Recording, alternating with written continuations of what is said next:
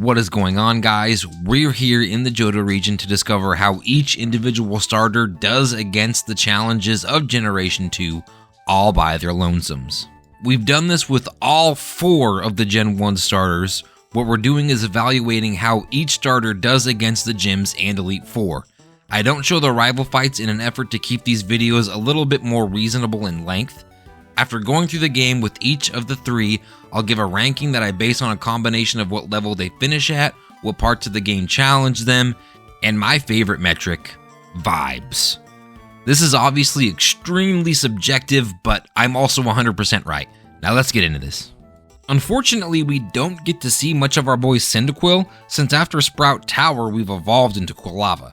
Now Falconer is less than trivial, with a few embers being all that is required. We beeline straight to Bugsy. Get it? Beeline, Bugsy, bug types. Anyway, this fight doesn't prove to be any more difficult than the last. With the type advantage and decent special attack, there isn't much to say here. Now for who many people would call the single most difficult gym leader in the entire series, Whitney and her Miltank.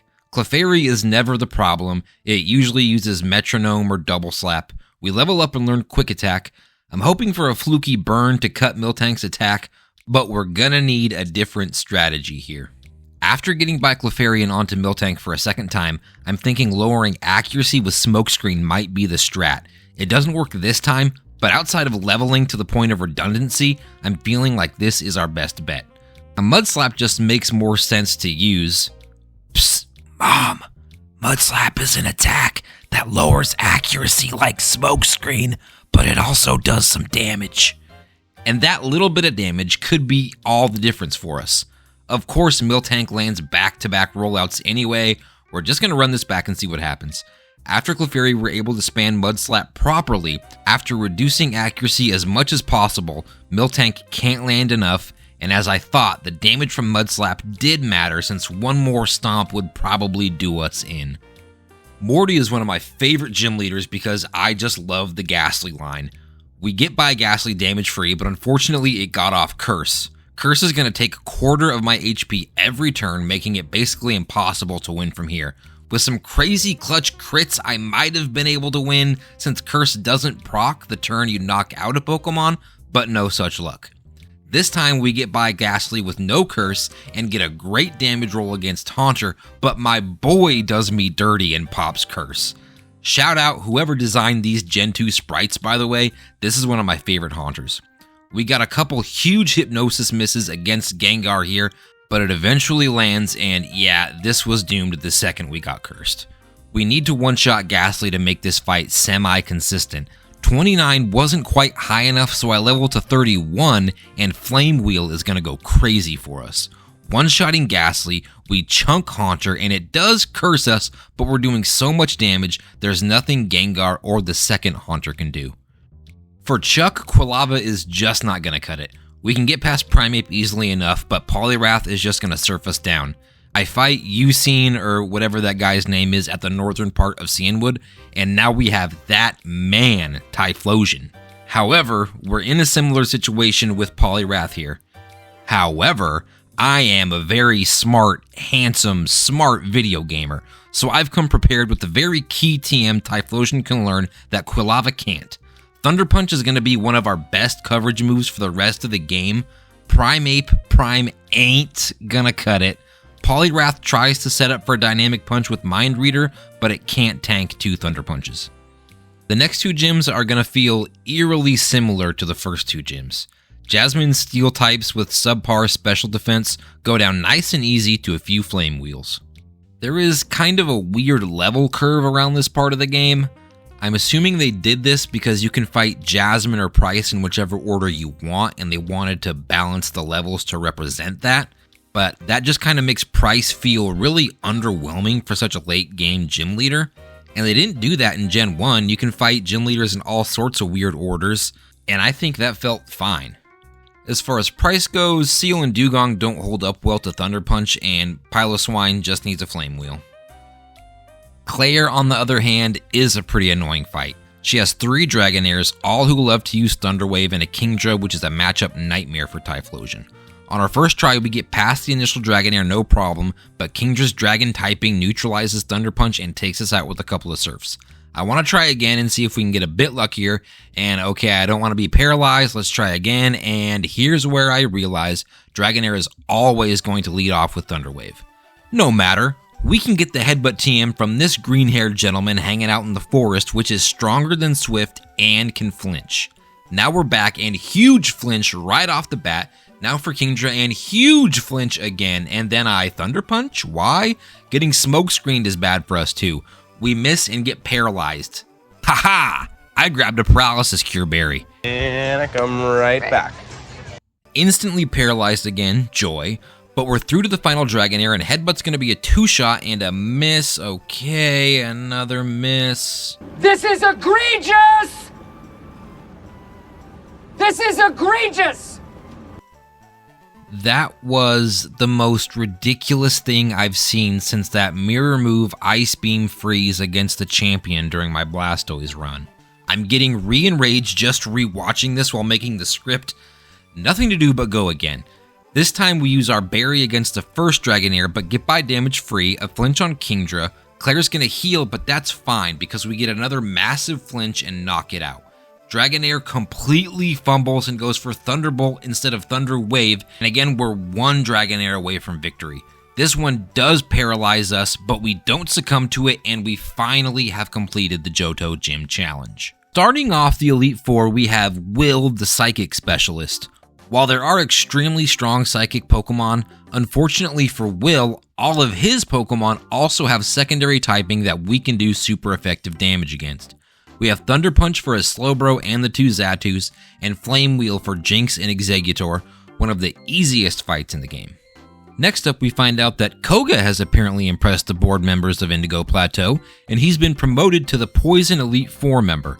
He has a similar problem as Will though. All of his Pokemon have a secondary type we can hit super effectively. Ariados and Forretress are both one-shots, and for some reason I'm going for Fire Punch against Muck instead of Earthquake, but it poses no threat to us. Crobat can be annoying with Double Team and Toxic, but it can't hit us with Toxic in time, and Venomoth just needs a Fire Punch. Another easy E4 fight. Bruno is back in Gen 2 and is a lot more capable than he was in the original games. Hitmontop goes for Dig, but Earthquake can still hit while it's underground. Onix manages to set up Sandstorm for chip damage, which can be a problem considering we still have 3 Pokemon left. Machamp takes about half our remaining HP with Rock Slide. After an annoying back and forth of Fire Punches and healing, we get to Hitmonlee, but we're very low. It whiffs with high jump kick, and we only have Hitmonchan left, and its Mach Punch is incredibly weak, but being a priority move, it manages to just barely knock us out. You don't have to bother going over Will or Koga again, neither of them ever come close to beating us. Onix pops Sandstorm again, we get a crit Fire Punch on Machamp. We're in a much better spot against the Hitmons for this fight. Hitmonlee does manage to do a bit of damage to us, but Hitmonchan's attacks are so weak, even with it landing 2 Mach Punches, we survive and we're through to Karen. Karen's Umbreon can be tricky with moves like Sand Attack and Confuse Ray. Fortunately for us, it misses Sand Attack and we knock it out, and we can hit the rest of her Pokemon with super effective damage. And Karen actually never presents a problem for us, which I was not anticipating. Now we have the champion version of the former E4 member, Lance. Thunder Punch is 4 times effective against Gyarados, so it's an easy one-shot. We crit Aerodactyl and we're cruising. Against Dragonite, Thunder Punch is our best option. It takes a few attacks and we end up getting paralyzed, but we do get past the first of 3 Dragonites. A crit and paralysis is exactly what we need for the next Dragonite, but we're low on HP now. Charizard is next, and Hyper Beam lands, and that's all she wrote for this attempt. After a few more tries, I come to the conclusion that we need to be a higher level for this fight so we can one-shot Aerodactyl without needing to rely on a critical hit. And we need to do something about Dragonite's Thunder Wave. Since we don't use items in battle, the best we can do is equipping Typhlosion with a Paralysis Cure Berry to buy ourselves a couple more turns unparalyzed. We knock out the first Dragonite. The second one does some damage to us with Hyper Beam, and we can't attack due to paralysis, but because it has to recharge, we knock it out without taking any more damage. Charizard's Hyper Beam misses and we get a good damage roll and manage to one-shot it. All that's left is the Outraged Dragonite. It pops Safeguard before it starts outraging, and we lose a move from Paralysis, but we cling to life with 1 HP left and land the final Thunder Punch. This is all well and good, but we're not finished here. We have the most difficult fight still waiting for us. We have the entire Kanto region left, but I'm not going to go over each gym. It's really cool they put Kanto in the game, but the gyms are full of extremely underleveled Pokemon. One of the gyms consists of Pokemon under level 40. None of them provide any kind of challenge, so we're just going to zoom through them here.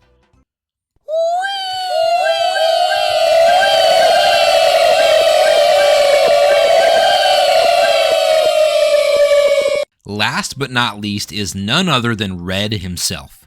Pikachu is an incredibly high level, but if you watched my last solo run, you know all about how pitiful its stats are, so we easily outspeeded one shot with Earthquake. Espeon is interesting, but we dispose of it pretty handily, only needing 2 turns to take it down. Obviously, we Thunder Punch Blastoise, but it tanks it pretty well and puts us in the ground with 1 Surf. We go again. One-shotting Pikachu, this time Espeon goes for Reflect, which is great since we're through to Blastoise damageless. We don't get a great roll with Thunder Punch, and it uses Rain Dance to beef up its water attacks and one-shots us with Surf again. We're gonna need a couple more levels here, so that's exactly what we get. We take out Pikachu, Espeon is still an easy 2-shot, we again get a bad damage roll with Thunder Punch and Blastoise buffs itself with Rain Dance, but this time we get a great damage roll and knock Blastoise out with 2 attacks. And this is looking like it could be the run. Snorlax is tricky though, and after Amnesia, Flamethrower isn't going to be the move. We Earthquake, but I believe with Max Friendship, Return does very marginally more damage. It ends up being a 4-shot. Thunder Punch Charizard, and we manage to tank its Flamethrower to knock it out, and we need a 1-shot here, and it's a crit. Let's go! And now we see the real credits roll. Typhlosion ends up at 73. Not incredibly high, but I also wouldn't call it particularly impressive. This run had its ups and downs. I think the Cyndaquil line is pretty balanced for this game. It struggles in some spots, but I think overall it was succeeding more than it was failing, which is what I think a starter should be. You want a strong Pokemon, but also don't want to trivialize the whole game by being handed an instant win button. I'm excited to see how the rest of the starters do in comparison. Until then, like and subscribe if you enjoyed the content. I'm working hard to get the next installment of this series out as soon as possible. I'll see you then.